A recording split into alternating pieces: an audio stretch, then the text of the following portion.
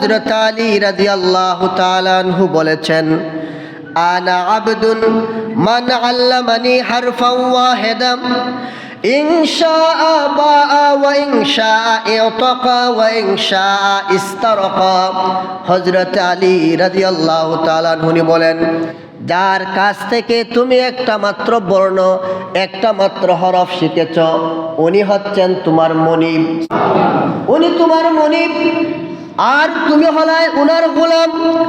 হযরত আলী বলেন, ইনশাআল্লাহ, ওই শিক্ষক, ওই মনিব ইচ্ছা করলে তোমাকে বিক্রি করে দিতে পারে, ওয়া ইনশাআ, আবার ইচ্ছা করলে তোমাকে মুক্ত করে দিতে পারে, ওয়া ইনশাআ ইস্তারাকা, আবার ইচ্ছা করলে ওই লোক, ওই শিক্ষক, ওই মনিব তোমাকে ওনার কাছে রেখে দিতে পারে।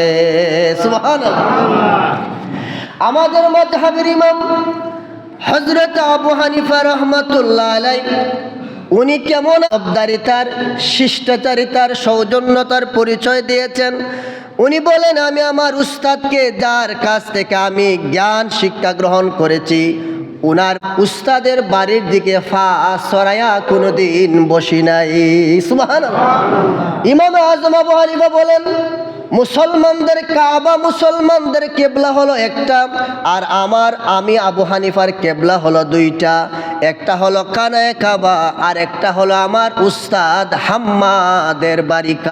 কেমন সম্মান উস্তাদকে করতেন, কতটুকু সম্মান আর আদবদারিতার পরিচয় দিয়েছেন।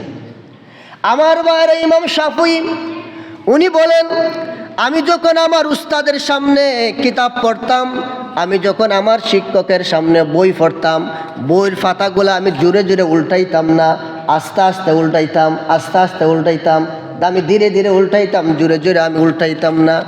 ইমাম শাফিঈর আরেকজন ছাত্র, ইনার নাম হচ্ছে ইমাম রবি, উনি বলতেছেন, আমি আমার উস্তাদের সামনে, আমি আমার শিক্ষকের সামনে পানি খাইতেও সাহস করতাম না। সুবহানাল্লাহ।